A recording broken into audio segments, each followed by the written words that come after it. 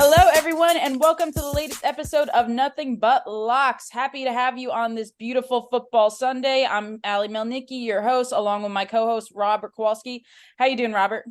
Ali, I'm doing excellent. Thank you so much. I cannot believe I'm writing down week number 8 in the NFL already, but here we are. As always, it flies by. I can't think of a season that didn't, but let's waste no time, Robert. Let's go right into the games this weekend. And one of the ones I think everyone was anticipating until we got some Brock Purdy news the other day was the Bengals and the 49ers. Now, Robert, we all know Brock Purdy won't be playing. It looks like it's going to be Sam Darnold. What are we looking at for the odds of this game right now? Yeah, it's a very good point, Ali. As we take a look at it, we opened this game up. San Francisco as a 5.5-point favorite. News came out in the middle of the week with the injury. Obviously, it's Sam Darnold, a quarterback, dropped all the way down to as low as 3 before settling up to 3.5 and now 4. And if you look at it just from a bookmaking perspective, 4 to 5.5, kind of the same number. System? Is this a quarterback system that's in place in San Francisco? It doesn't matter if it's Purdy or Darnold. That's the one thing that jumped out to me, since this is where the number is settled for the total is now 43.5. I liked the Bengals at 5.5 before the news of Brock Purdy. So I, as you can tell, love them at where they're at now. I know that some people overreact. Purdy getting injured, Sam Darnold, we all know his history. But this is a Bengals team, Robert, even before the injury to Purdy, that I just saw ascending. They had a slow start to the season. We all know about their start, but they've looked good these past few games. Joe Burrow looks healthy. He looks to be in sync with Jamar Chase. I think that the Bengals are about to go hit their stride. The 49ers, on the other hand, dropping 2 straight, not looking good for them. This one, where I look at, it doesn't matter if it's Brock Purdy. It doesn't matter if it's Sam Darnold. I like the Bengals either way. How about you? Yeah, that's a very good point. Not only that, just I guess from the San Francisco's perspective, Ali, Deebo Samuel's he's going to be out for a long, long time, right? That coupled with the fact that I'm still not confident that we're going to see Trent Williams on the field, probably the greatest tackle that we could see in the game right now. That's going to equal an awful lot of inefficient drives. I don't think that the cover is going to be in San Francisco's favor. As a matter of fact, there's actually even a very live chance that Cincinnati wins this game outright, I believe. Yeah, I was with you with that again, even before the Brock Purdy injury. I love San Francisco. I really think that they are the best team in the NFC, maybe in the NFL altogether. But every great team does go through its stretches where they do have some injuries, as we're looking at right now with the 49ers. I think obviously if McCaffrey doesn't go down and Samuel doesn't go down against the Browns, they end up winning that game. They actually should have won that game. They just missed the field goal at the end of the game. The Vikings, I really like the Vikings this past week. I just thought they were catching them at the right time. Everyone has their losses. But this is a thing, Robert, where it's kind of like the tale of two teams. You saw everyone was writing Cincinnati off at the beginning of the season. Everyone was praising the 49ers that they haven't missed a beat, that they're destined to go to the NFC Championship game again. And now you kind of see the opposite. Everyone is praising the Bengals for turning it around. And San Francisco could be in real trouble, especially if, like you said, Purdy has to miss significant time. If Debo's going to be out for a while, Christian McCaffrey still looks healthy, but we never know with an oblique injury where that can go from there. So what's your perspective on that? It's a long, long season, right? And it's not a question of if a team's going to have significant injuries, but when. Right. And it just so happens that here we are, at 5-2. San Francisco's got to figure things out. They looked fantastic at 5-0, and then the when part of the factor, came into play. And so I just think that this is going to have to be something that every franchise is going to have to deal with. Still think that San Francisco, if you just look at our future pools, they are one of the top choices, if not the top. Yeah, no, they're tied right now with Philadelphia for tops in the NFC. So despite all of this, a lot's going to be probably spelled out with whether or not Darnold's going to be able to control this offense. Obviously in the preseason, they were confident in him, playing, obviously, when they traded away Trey Lance. But it's going to be this one's going to be very difficult. Cincinnati is definitely starting to hit their stride, and they're not going to give up without a really, really tough fight. It just seems like Sam Darnold's recycled goods. I wasn't high on him when he was coming out of USC. I didn't like the fact that he was only a 1-year starter. He never looked like a franchise quarterback with the Jets. We all know what he did when he went to the Panthers. So, Robert, is there a reason to believe being with San Francisco is going to be any different? Because, like you said, not having potentially Trent Williams there, he's still going to be vulnerable to getting sacked. He doesn't do well under pressure. What do you think of that? And not only that, but all of his other keys are also missing out of his pocket. Right. Right? No Trent Williams, no Debo Samuel. So he's got backups on top of backups. That coupled with the fact that he's not going to have enough time, on the left side of the ball, he could face some real troubles. And there's really no one else behind him. As a matter of fact, who is his backup? Now that I'm wondering, I'm not even sure. Oh boy, is it? Well, we know it's not Josh Johnson again from last year, right? Exactly. Yeah, I don't know. It just doesn't seem like he's going to have as much success as I would say another backup QB has, because he just hasn't had success in his career. Now, I could be wrong at times. We all know the Geno Smith effect just isn't good. Then he turns 30, goes to the Seahawks, and he has a Pro Bowl year. But for me, when I look at Sam Darnold, I just think he can be a deer in headlights at sometimes. We all remember that Monday night game against the Patriots where he was caught on audible saying that he was seeing ghosts. He just didn't know what he was doing. I think the Bengals are going to take advantage of that. And if I'm looking at the total, I really like the under right here. How about you? Yeah, and actually that is the angle. Obviously, with the number starting at 45 and a half, it dipped all the way down without Purdy. And so at 43 and a half, that's kind of where we're going to sit here for the remainder of this Sunday. I think that the winner of this game comes out somewhere between 21 to 24 points. So if you're looking for a Bengals upset, you probably want to go to the under there as well. All right, let's move on to the home game, and that's the Titans. They are hosting the Falcons this week. Robert, the Titans already starting to sell off some parts. We saw that trade earlier in the week. What are the odds here? Obviously, a lot is going to change whenever you deal with a quarterback change. And here's, a very prime example. We opened up Atlanta as a 1-point favorite, kept sailing up and up and up, 2.5, 3. And it's kind of settled, kind of been back and forth pretty much most of the morning between 3 and 2.5 with some juice. But right now, as we sit at 2.5 and the total, boy, wait a second, this is an NFL total regular season. I'm at 35. Isn't that crazy? But you know what? That doesn't surprise me, Robert, because we've seen time and time since week 1 of the NFL, the Falcons just can't score with Desmond Ridder as their quarterback. Look at last week. He was running. He should have had a rushing touchdown. He gets the ball stripped at him for a touchback. This kid can't be their quarterback next year if they want to do anything in the playoffs. He's not the answer. He doesn't show me anything on offense that can prove he's going to be a franchise guy. I think that the Falcons are lost every time they have to put him on the field. And that's why I'm picking the Titans this week. Say what you want about the Titans, and I know that Ryan Tannehill is probably not playing, and we're going to see Will Levis, maybe Malik Willis. But there's always a sense when there's that rookie quarterback that the team rallies around him. And while I'm not the biggest Will Levis fan, I think he can do enough to keep, like, game management wise, to keep them in this game, keep it low scoring. I expect a lot out of Derrick Henry. I think he's going to have an explosive game. I actually would still side with the under, even though it's only at 35 and a half, because I just don't see any of these teams getting more than 13, 14, 17 points. So I'm going to go with the under, and I think the Titans cover. How about you? Yeah, this one's really tough for me to break down. Anytime you have to deal with a new QB, Will Levis is going to start this one, right? And so what we're looking at is a real uphill battle, because not only is he going to have to go and really start to factor in the A playbook right out of the box at home against a very, very tough, stout Atlanta defense, but also we have, new secondary. Kevon Wallace is basically, ready to start for Tennessee. So we're looking at a whole lot of new for Tennessee. Maybe that's what we all want to see here, a little bit of new here. And when the record is 2-4, but there's an awful lot to be said about whether or not Derrick Henry has, dare I say, and maybe he's already peaked.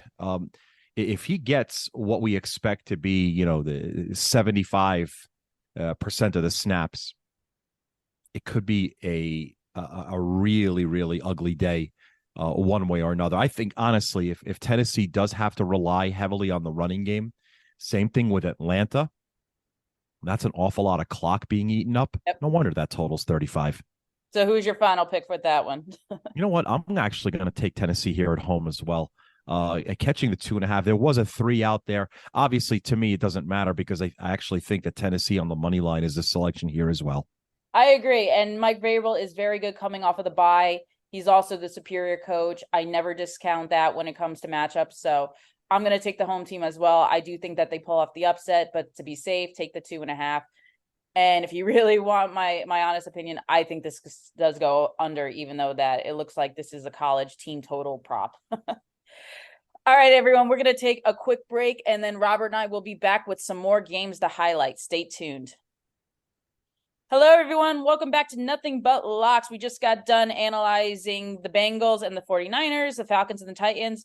And no surprise here, I got to throw my Giants into the next one. Giants, Jets this weekend, Robert, the little brother against the big brother. What do we got here? New York, New York. Exactly. We opened up the Jets as a 3-point favorite. Never really moved. A lot of juice has been, danced up and down that number, but still the Jets a 3-point favorite. The total, again, another really low one, 35.5. Ooh, I love my Giants right here. I know that Daniel Jones is still out. Tyrod Taylor has looked very good in the 2 games that he has filled in for them. I don't want to hear it that he's a better quarterback than Jones. Let's not forget that Jones, before Tyrod started, did not have Saquon in the backfield while he was out, did not have Justin Pugh, who has done a really good job since, as he said it, coming off the couch. But I like the Giants here in this situation. I'll tell you why. It just seems now so after the Bills game, I thought that even though they lost, I thought that was a good loss for them because they should have won. They should have pulled off the upset. There was that pass interference, no call at the end of the game. But that momentum carried with them next week. And they should have easily won against the Commanders 21-24-0. But we saw a missed field goal. Saquon fumbled in the red zone. Otherwise, they totally outplayed the Commanders. Here's the biggest difference. The defense, Robert, finally looks like the defense we saw last year in these past 2 games. They're not missing tackles. They're getting to the quarterback. And what do you need to do with the Jets? Pressure Zach Wilson, cause him to make a mistake, force a turnover. If we can do that, if we can win the turnover game, not only do I think we cover the 3 points, Robert, but I think we win this game outright. And we do have momentum in our favor. So I'm going to go with my G-men right here. How about you? I think that this is a very, very this could be the end of the season for one team or another, despite the Jets somehow being at 3-3. Look, the Giants, 2-5, you actually kind of mapped out a way for them to still reach 500. And I could actually still see it. What the problem is going to be is having to deal with a Jets defense that's honestly one of the best in the league. Mm-hmm. Yes, the Giants have had success in the last 2 or 3 games moving the ball without Daniel Jones, which is definitely a testament to showing how good Saquon Barkley is getting back up into his full speed. He's almost, I want to say, if this isn't the week that he's 100%, then he's certainly 90. But obviously, if we would take a look at it from the Jets' perspective, they're the ones that I think have gotten even healthier far more than the New York Giants. Breece Hall, he is 100%. And he is magnificently fast. This could honestly be, just one of those games where we just take a look and watch, who's going to outperform the other from the running game, and who's going to be able to stop it. Efficiency, right? So efficiency is going to probably end up being the factor here. That's kind of why the line is 3. Who's going to make the least amount of mistakes is going to get this victory. I think there's going to be quite a few mistakes in this game, but there will be, right? So the question is, who will be the least worst of in New York? And that's kind of probably why that total is so low as well. We're going to see some inefficient play, one point or another. The question is, who's going to be able to keep it tighter? I have a feeling that the Giants probably will keep this one closer. Look, it's a home game for both of them. we all know there's going to be more blue in the crowd than there is. Yes, there is. I'll take the home plus points, I guess. The Giants then plus the 3. All right, let's move on to the Chiefs and Broncos. The Chiefs have just owned the Broncos. I think they are something like 11-5 against the spread and against their in the last 16 games. Like, I think Robert, actually the Chiefs have a 16-game win streak over him, but wanted to talk about this one anyway. What do we got for the odds here? And this one opened up a little bit more than a touchdown. As a matter of fact, I opened it up almost 9 before crossing that number out. We opened up Kansas City 8.5 at Zen Sports. It's now 7, a solid 7, and the total 47. Allie. There's just, and I know I always say that the trends are meant to be broken, but I'm not about to try to break this one right now. I think that the Chiefs are just so good and the Broncos are so bad. I know that the Broncos kept it pretty close in that Thursday night game, but if you watch that game, Robert, the Chiefs just did not look motivated. They were playing on a short week. They knew they were going to win. They did the bare minimum they had to do to win, and they still covered the spread. I think the spread was like 8.5, and they still covered it. So in this one, there's not much else to say except you're looking at the best team in the division against what I would say is the worst team in the division, maybe one of the worst teams in the entire National Football League. I got to go with the Chiefs. There's nothing that could compel me to take the Broncos. I don't have one argument that would support my case. What are you taking? I don't really just openly say, yes, I want to go ahead and lay points. This is actually one of them here. And here's why. It's Kansas City doing, Chiefs things once again. Finding wide receivers and turning them, from what was supposed to be expected as, a par wide receiver into a star. Rashee Rice, I'm looking at you. All he does is catch touchdowns now all of a sudden. And welcome back, McCole Hardman. He was pretty much, taken from the New York Jets, who we just talked about, for really not much at all. I don't even think there was much of a draft pick compensation on that. So they are getting deeper, which is definitely playing into the system that Kansas City wants to, have as many targets as humanly possible. Kelsey, of course, is still there. And really, really becoming into an explosive force is Isaiah Pacheco. I think he's another one that I think he scored 4 touchdowns in like the last 5 games, if not even more. Lots of weapons, no surprises there for Kansas City. I think Denver's going to have their hands way, way too full. Double-digit win victory here for me in Kansas City. Yeah, it is interesting, Robert, because Kansas City, yes, they have Travis Kelsey, but they still don't have a bona fide receiving core. Like, what are you seeing this year? Is it just Pat Mahomes and the system? Are they just that good? Like, what's different about this Kansas City team? Yeah, no, they are. What they've done is they've taken the stretch the field out playbook and continue to do that. But this is going to definitely be the year of Travis Kelsey. If he didn't really miss time, I think he'd be right up there with the league leaders in touchdowns, on the season right now. That being said, I think we could probably mark him down for a touchdown, anytime touchdown scored, pretty much the rest of this regular season, because no one seems to be able to be stopping him. Well, as long as Taylor Swift's in the stands, right? As long as she's still in the stands. Oh boy. I mean, listen, yes, I like a few Taylor songs, but it's getting a little too much seeing her. Like, if I have a Chiefs game, I was watching NFL Red Zone and I saw more Taylor Swift on NFL Red Zone than I saw regular plays in the afternoon games last week. Like that is just getting a little ridiculous. That is. But yeah, Andy Reid against Sean Payton. I always thought Sean Payton was a little overrated, but yeah, listen, I'd rather be wrong laying the points with the Chiefs than trying to trust the Broncos again against them. So, all right, we're going to take another quick break. And then when we get back, Robert and I have 2 more games to dissect, and then we're going to get into our rapid fire round. Stay tuned.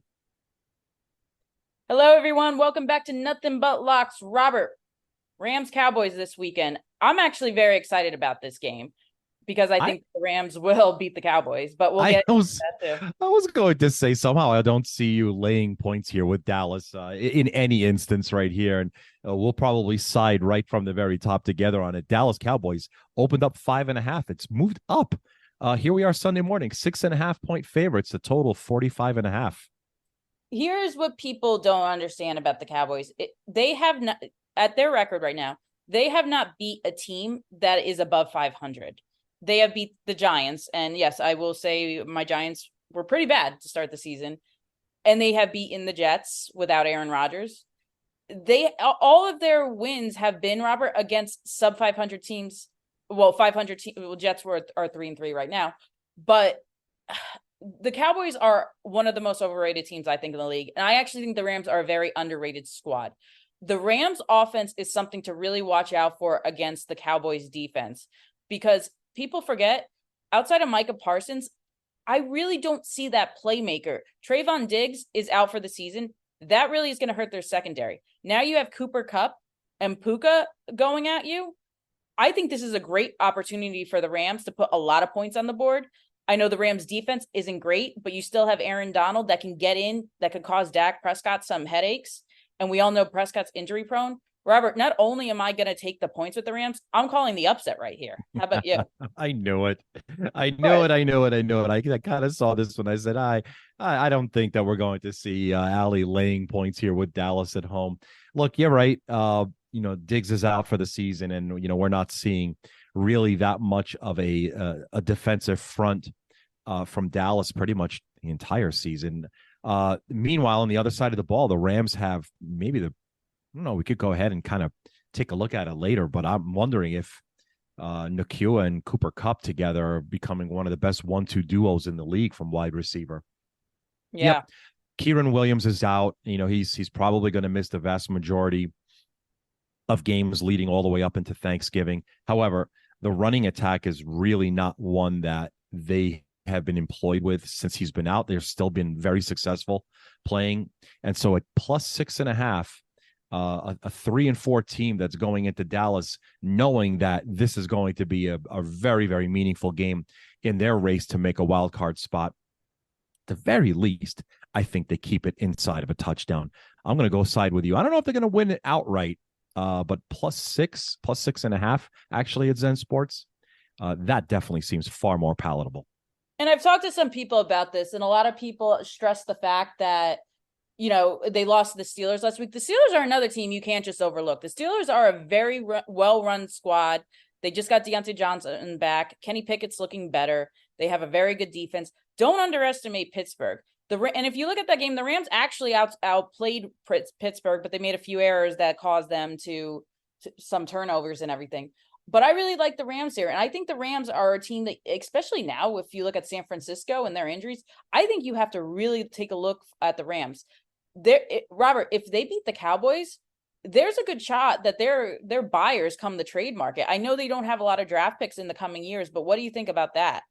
That's something I always started to wonder. And I actually had a couple of discussions with my colleagues over the past week, just how many moves we could probably see from key positions: quarterback, wide receiver, running back. I kind of set the number a little low. I thought that we wouldn't see many. So I set it at 2.5 transactions. They jumped on the over. So I'm probably thinking you're right. We're going to probably see some teams get bolstered. Draft picks are very, very easy commodity to trade. And you're looking to make yourself into something far more and make a playoff push. You're absolutely right, Allie. Heck, Rams and Cowboys probably could be players come trading deadline time. Yeah, we'll see about that. All right, let's move on to the next game. I just mentioned the Steelers, so let's go to the Jaguars and the Steelers, Robert. What about the odds for this one? Yeah, this one is actually a game where I really wasn't going to have a real comfort setting the number. So a lot of my colleagues wanted to open up Jacksonville as 1.5 points the better. I thought that if we went a little higher, we wouldn't get any pushbacks. So we opened it up at 3. Got bet down to 2.5. That's actually where we're at this Sunday morning. Jacksonville 2.5. The total 41. All right. So this one, I just mentioned how I thought the Steelers are very underrated. I love the Steelers right here. I love them always when they're at home. I still think Jacksonville is not as good as their record. I think that they got away easy with their win against the Saints last week. I think the Saints should have won that Thursday night game. We all know what they did in London, catching the Bills. The Jacksonville Jaguars had the advantage. They were in London the week before. I really like the Steelers to win outright right here. I mentioned how I like their offense. Kenny Pickett's coming around. Deontay Johnson. George Pickens, Robert. He has just come out of nowhere. Well, we had flashes last year, but he's really establishing himself as one of the key players in the league. And then you look at the defense where you got TJ Watt, who is phenomenal, probably one of your best defensive linemen in the game. I just think that the Steelers have so much more to offer than the Jacksonville Jaguars do. Yes, you could give Trevor Lawrence the edge over Kenny Pickett. I will give you that. Like Travis Etienne has been amazing on the running game. But in terms of I still haven't seen the Jaguars play that explosive defense. If you look at the Bills game when they played in London, the Bills had significant injuries to their defense that game. That was a big reason too why the Bills have been slipping lately. I think that this is going to be a tough situation for Jacksonville, and I think that the Steelers emerge victorious. What's your take on this one? I really wanted to have a look and see if I could play a little bit of an advocate for the Steelers here as well. And then I looked at the injury report earlier in the week. Actually, it came out on Thursday. Zay Jones is definitely not playing. He was downgraded to out back on Thursday with a knee injury. But at the same time, on the Steelers side, Deontay Johnson, who they've been waiting for all year, he pulled a hamstring. So he's questionable now for the game coming up in a little bit. Ogunjobi, he's questionable. So there's some injuries on Pittsburgh's side that are far more concerning than the ones that we'd probably be looking at over on the Jacksonville side. Look, at the start of the year, I said the Jacksonville Jaguars as the division winners. They were the favorite. Somehow we're looking at a matchup of Jacksonville at 5-2. Pittsburgh Steelers are 4-2. They are probably maybe in a handful, maybe in three other teams that I could think of. Very, very overachieving season so far at 4-2. Houston Texans, you two, we'll get to them in the rapid fire. But the matchup here screams that Jacksonville gets this, especially now that it's not a field goal favorite. I'm actually going to take the favorite here on the road. Jacksonville gets the cover here. What is it that you see about Jacksonville, Robert? Do you see them as a top 5 team in the AFC? What's your take on them? Top 5 in the AFC. Can we say top 6? No, we can't. You just asked me top 5. No, I would probably think that they are just on the outside looking in. Obviously, we would probably look towards Miami. I think Cincinnati has to be there. Kansas City, Baltimore, Buffalo still. Yeah. So they're very close. They put together a great core. I just honestly think that with where they're going to be going, they obviously have great pieces in place. Trevor Lawrence, of course, is their quarterback. They have a quarterback, right? A lot of teams like to ask that question and say yes. Well, Jacksonville can say yes. And Travis Etienne has absolutely really started to redefine their offense. He's someone that you could rely on. Definitely know that he could be there for 75%, maybe even 80% of the snaps offensively. Great weapon, can catch the ball from the backfield, can carry it 20 times if you need to. That's actually why I still think that Jacksonville is definitely the favorite to win their division and more. Yeah, I agree with you on there. I mean, I think the Texans can make a run. The Texans, Robert, have looked good in that division. Don't lie to me on that one. And I must say, when Anthony Richardson went down for the season, I said, "Ooh, I'm going to get a case of wine." I don't wish injuries on anyone, but that did help my chances of winning a nice case of wine.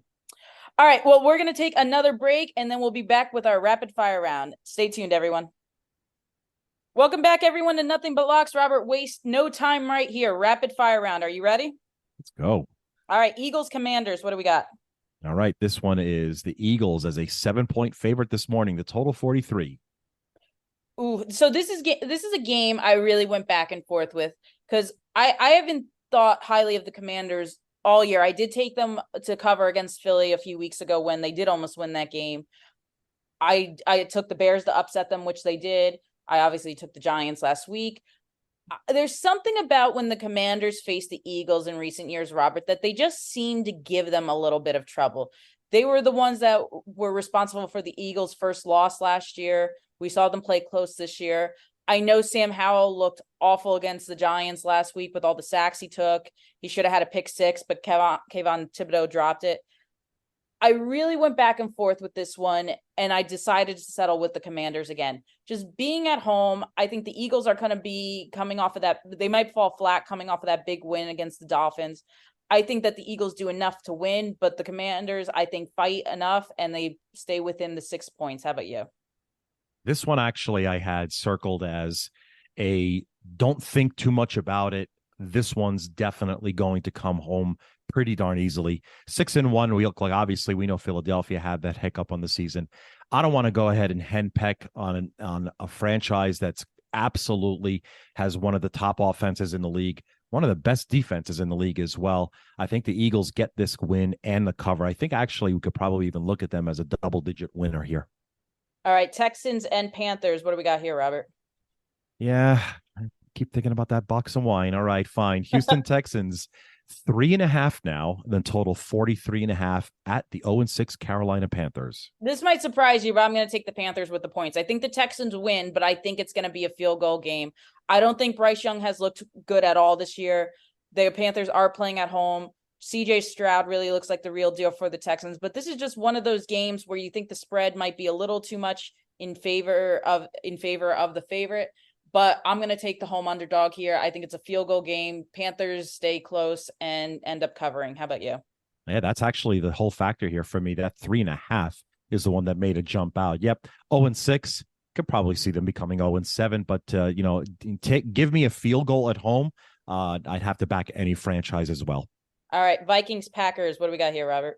So this one flipped during the week. We had the Green Bay Packers as a 1-point favorite. This morning, Minnesota is the 1.5-point favorite, the total 41.5. Oh, one of my things, Robert, is I never bet against the Monday Night Football winner. That's always been one of my betting. I don't know if you want to call it superstitions or techniques, but I always bet against them. And I'm going to do it right here again. The Vikings are playing on a short week. That was a very emotional upset against the San Francisco 49ers. I just think they fall flat against the Packers at home. I haven't been too impressed with Jordan Love, but the Packers, I think they always do play better at home. I think they're going to rely on the run game, especially if Aaron Jones does play today. So I'm going to go with the Packers here. How about you? Yeah, it's weird. You would think that, with the injuries that have been coming across, things would make a little bit more of a difference on Green Bay side. They are the home here.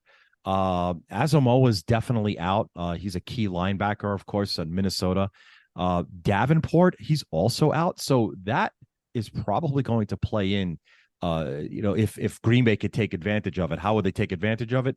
Well, you got two fabulous running backs, so you could just keep stuffing it over and over again. Green Bay's got to get this victory. I'm going to go with you here. I think Green Bay picks up the win. All right, Saints, Colts. What do we got? New Orleans Saints and the Colts, another game that flipped. Colts were the 1-point favorite this morning. The Saints, a 1-point favorite, the total 43.5. Unfortunately, I'm back in California, so I can't bet. But this is one of the games when I saw the opening lines, I would have jumped right on the Saints because I would have predicted that the spread would flip. I love the Saints right here, even though that they're favorites now. I really think they bounce back again after losing to the Jaguars. They actually should have won that game. They still, despite giving up that many points, boast a top defense in this league. What have we seen from Gardner Minshew in the past few weeks since he took over from Anthony Richardson? He can make turnovers like crazy. I think that they force Gardner Minshew to make turnovers, and I think they win this game actually pretty comfortably. How about you, Robert? This one's going to be pretty easy. Obviously, I'm taking the Colts here for very, very selfish reasons. 3-4 record. I got to keep up just in case the Houston Texans pick up the victory here as well this week. I'm going to go ahead and back the Indianapolis Colts as a 1-point dog at home. All right, Patriots, Dolphins, Robert, what do we got? The New England Patriots visit Miami. This game cannot get any higher. The Dolphins, 9.5. It did hit 10 for a hot second this morning, but 9.5 right now, the favorite, total 47. Ooh, this is another game. Well, I feel better that Tyreek Hill is playing. Yes. This is a lot of points to lay between two division rivals. I know the Patriots are just coming off of a big win against the Bills, but I'm going to go with the Dolphins this week, Robert. I just don't see how the Patriots are going to be able to keep up with Miami's scoring. If you look at the Bills, their two best defensive players, Matt Milano and Tre'Davious White, are out for the year. There's a lot to be said about those two players not playing, and their defense is just not the same. I think that Miami bounces back from losing to the Eagles. I think they run up the score, and I think they easily win by double digits. How about you?